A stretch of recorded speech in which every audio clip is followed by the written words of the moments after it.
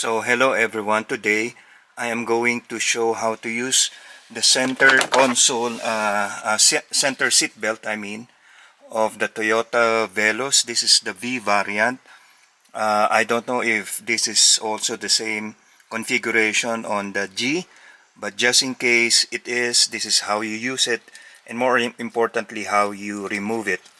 Okay, when you pull it out or out of its pocket on the roof, you will see that there are two seat belt locks. Okay, and this one actually, so this one goes first. This one goes first here. You will see there are two seat belt buckles here. The one with the usual unlock button, the red one, and this one that has no red unlock button. So you insert this there, and then once it's locked, when you sit down, you just have to pull this and put it there on the center buckle, center lock I should say, and there you go. That's how you use it. Okay, wala lang po akong ginagamit na model, but that's how you use it. Now to unlock it, it's very simple.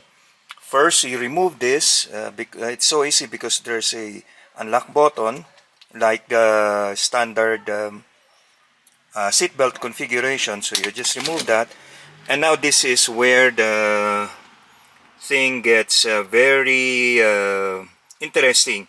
How do you remove this since there apparently is no release button? Well, it's so easy. All you have to do is this. As you can see here, the one that doesn't have any release button, I think this is the same for all vehicle that has this type of configuration. There's bound to be some kind of a depression here. In this case, makikita nyo po there.